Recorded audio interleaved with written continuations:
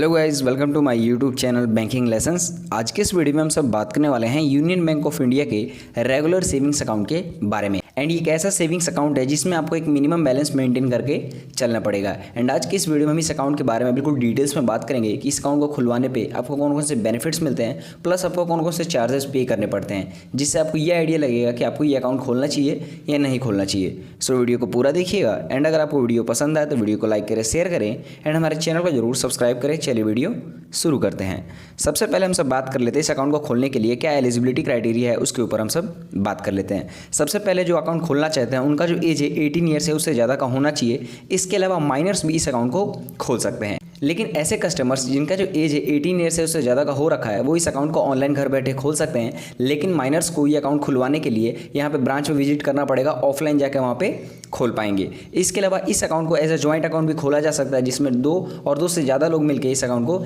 As a joint account खोल सकते हैं। इसके अलावा अब हम सब बात कर लेते हैं रिक्वायर्ड डॉक्यूमेंट्स के बारे में। तो सबसे पहले आपके पास पैन कार्ड होना चाहिए, इसके अलावा आधार कार्ड एंड एक ऐसा फ़ोन नंबर जो कि आपका आधार कार्ड से लिंक हो, क्योंकि जब आप इस अकाउंट को ऑनलाइन खोलने जाओगे तब आपको ऐसा फ़ोन नंबर ही यूज़ करना है जो कि आपके आधार कार्ड से लिंक हो।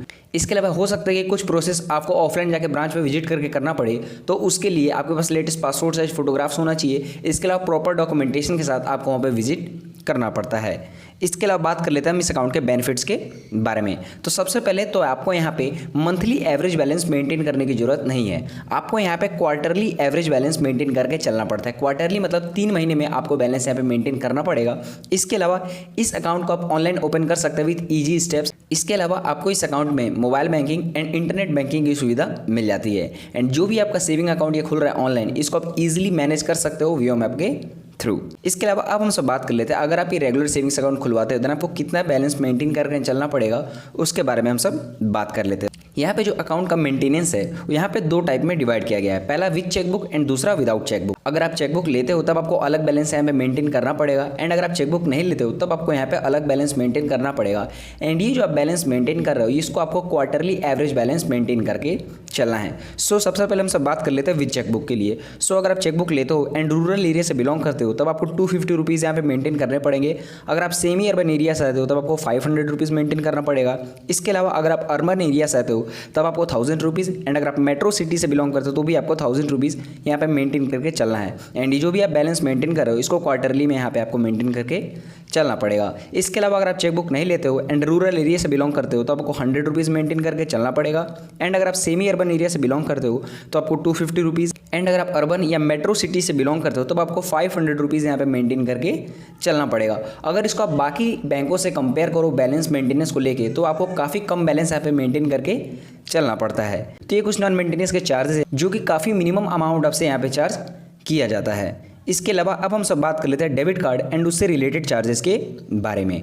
सबसे पहले तो आपको यहाँ पे वर्चुअल डेबिट कार्ड का ऑप्शन नहीं मिलता है, आपको यहाँ पे फिजिकल डेबिट कार्ड मिलता है। एंड ये जो फिजिकल डेबिट कार्ड मिलता है ये आपका वीज़ा या रुपए का क्लासिक डेबिट कार्ड यहाँ पे रहता है। एंड अगर इसके इशू चार्ज का बात करें तो फ्री ऑफ कॉस्ट आपका ये डेबिट कार्ड यहाँ पे इशू हो जाएगा। एंड फर्स्ट ईयर तक आपसे यहाँ पे कोई भी मेंटेनेंस चार्ज भी नहीं लिया जाएगा। जब आपका फर्स्ट ईयर के बाद हो जाएगा तब आपसे वहाँ पे एनुअल मेंटेनेंस चार्ज वहाँ पे लिया जाता है डेबिट कार्ड के ऊपर। उसके बाद अगर एनुअल मेंटेनेंस चार्ज का बात करें देन आपको 200 रुपीज़ पे करना पड़ेगा विद जीएसटी, जो कि आपको एनुअली यहाँ पे करना पड़ता है। इसके अलावा मान लीजिए आपका जो डेबिट कार्ड है किसी कारणवश लॉस्ट हो जाता है या डैमेज हो जाता है तब आपको as a replacement charge 150 rupees pay करना पड़ेगा विथ जीएसटी। इसके अलावा आपको इस अकाउंट में कार्ड अपग्रेडेशन का भी ऑप्शन मिल जाता है। मान लीजिए आपके पास क्लासिक डेबिट कार्ड है लेकिन आप उसको सिग्नेचर या प्लेटिनम में उसको अपग्रेड करना चाहते हो तो आपको 100 रुपीज़ विद जीएसटी पे करना पड़ेगा, जिसके बाद आपका जो डेबिट कार्ड है वो अपग्रेड वहाँ पे हो जाएगा। एंड अपग्रेड होने के बाद जो भी सिग्नेचर डेबिट कार्ड पे या प्लेटिनम डेबिट कार्ड पे एनुअल मेंटेनेंस चार्ज लगता है वो आपको वहाँ पे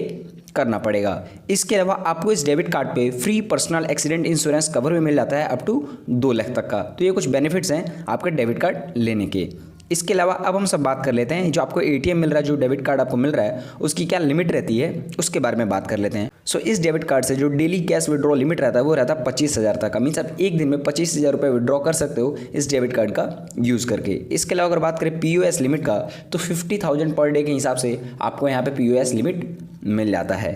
इसके अलावा बात करते हैं हम सब ट्रांजेक्शन चार्जेस के बारे में। सबसे पहले अगर आप यूनियन बैंक के एटीएम को यूज़ करते हो ट्रांजैक्शंस के लिए तब आपको मंथली 5 ट्रांजैक्शंस यहाँ पे फ्री देखने को मिल जाते हैं, जिसमें आपको फाइनेंशियल एंड नॉन फाइनेंशियल दोनों ट्रांजैक्शंस आ जाते हैं। इसके अलावा अगर आप अदर बैंक के एटीएम को यूज़ करते हो एंड अगर आप मेट्रो सिटी से बिलोंग करते हो तब आपको 3 ट्रांजैक्शंस फ्री मिलते हैं, जिसमें आपको फाइनेंशियल एंड नॉन फाइनेंशियल दोनों रहते हैं। एंड अगर आप अदर देन मेट्रो सिटी से बिलोंग करते हो एंड अदर बैंक के एटीएम को यूज़ करते हो ट्रांजेक्शन करने के लिए, तो आपको यहाँ पे 5 ट्रांजेक्शन्स फ्री दिए जाते हैं पर मंथ, जिसमें आपके फाइनेंशियल एंड नॉन फाइनेंशियल दोनों आ जाते हैं। मान लीजिए आपका जो फ्री लिमिट है वो खत्म हो जाता है ट्रांजेक्शन्स का, तब आपको पर फाइनेंशियल ट्रांजेक्शन्स पे 21 रुपीज़ पे करना पड़ेगा विद जीएसटी एंड पर नॉन फाइनेंशियल ट्रांजेक्शन्स पे आपको 8 रुपीज़ देना पड़ेगा विद जीएसटी। सबसे पहले हम सब 2 टर्म को समझ लेते हैं कि फाइनेंशियल ट्रांजेक्शन्स क्या होता है एंड नॉन फाइनेंशियल ट्रांजेक्शन्स क्या होता है। फाइनेंशियल ट्रांजेक्शन्स हम सब उसे कहते हैं जब आप एटीएम में विजिट करके कैश विड्रॉ करते हो या कैश डिपॉजिट करते हो। एंड नॉन फाइनेंशियल ट्रांजेक्शन्स हम सब उसे कहते हैं जब आप एटीएम में विजिट करके बैलेंस इंक्वायरी करते हो या मिनी स्टेटमेंट निकालते हो या पिन जनरेट करते हो। ये सारे ही आपके नॉन फाइनेंशियल ट्रांजेक्शन्स में आ जाते हैं। इसके अलावा अब हम सब बात कर लेते हैं, जो ये डेबिट कार्ड आपको मिल रहा है इसको आप इंटरनेशनल एटीएम में भी यूज़ यहाँ पे कर सकते हो। सो अगर आप इंटरनेशनल एटीएम में फाइनेंशियल ट्रांजेक्शन्स करते हो देन आपको पर फाइनेंशियल ट्रांजेक्शन्स पे 125 रुपीज़ देना पड़ेगा विद जीएसटी एंड पर नॉन फाइनेंशियल ट्रांजेक्शन जो कि आप इंटरनेशनल एटीएम में करोगे उसके लिए आपको 35 रुपीज़ देना पड़ेगा विद जीएसटी। इसके अलावा बात कर लेते हैं हम सब फंड ट्रांसफ़र के बारे में। सो इस अकाउंट में आपको UPI, NEFT, IMPS and RTGS ये चारों ही सर्विसेज देखने को मिल जाती हैं, जिसको आप फ्री ऑफ कॉस्ट यूज़ यहाँ पे कर सकते हो। लेकिन एनईएफटी में और आईएमपीएस में कुछ अमाउंट के बाद आपको यहाँ पे चार्जेस देने पड़ सकते हैं। इसके अलावा अब हम सब बात कर लेते हैं इंटरेस्ट रेट के बारे में। सो अगर बात करें यूनियन बैंक ऑफ इंडिया में सेविंग अकाउंट पे कितना इंटरेस्ट रेट आपको मिलता है, तो यहाँ पे आपको 2.75% के रेट ऑफ इंटरेस्ट पे आपको यहाँ पे इंटरेस्ट दिया जाता है। सो यहाँ पे इंटरेस्ट के मामले में आपको यूनियन बैंक ऑफ इंडिया में काफ़ी कम इंटरेस्ट रेट देखने को मिलता है as compared to other banks. And अगर बात करें एफडी अकाउंट पे, अगर आप 1 साल की एफडी करवाते हो तब आपको यहाँ पे 6.30% के रेट ऑफ इंटरेस्ट पे आपको यहाँ पे इंटरेस्ट दिया जाता है। सो एफडी अकाउंट पे तो आपको ठीक ठाक इंटरेस्ट मिल जाता है, बट सेविंग अकाउंट पे आपको काफ़ी कम इंटरेस्ट रेट यहाँ पे देखने को मिलता है। इसके अलावा बात करते हैं हम सब चेकबुक एंड पासबुक के बारे में। सो इस अकाउंट में आपको चेकबुक एंड पासबुक दोनों के ही ऑप्शंस मिल जाते हैं। एंड अगर आप पासबुक इशू करवाते हो तो उसके लिए आपको 100 रुपीज़ देना पड़ेगा एंड डुप्लीकेट पासबुक के इशू के लिए भी आपको 100 रुपीज़ देना पड़ेगा। ये जो दोनों अमाउंट पता है उसमें आप जीएसटी ऐड कर लेना। एंड अगर चेकबुक का बात करें तो इस अकाउंट में आपको 20 चेक लीव्स फ्री मिलती हैं एवरी ईयर। एंड इसके अगर बात भी अगर आप चेकबुक लेना चाहते हो देना उसके बाद आपको पर लीफ के लिए 5 रुपीज़ यहाँ पे करना पड़ेगा। लेकिन अगर देखा जाए तो चेकबुक में आपको हर साल 20 चेक लीव्स फ्री मिलती हैं, जो कि किसी भी कस्टमर होल्डर के लिए काफ़ी रहता है। इसके अलावा अब हम सब बात कर लेते हैं कुछ हिडन चार्जेस के बारे में। सबसे पहले जो हिडन चार्ज है वो है अकाउंट क्लोजर के नाम पे।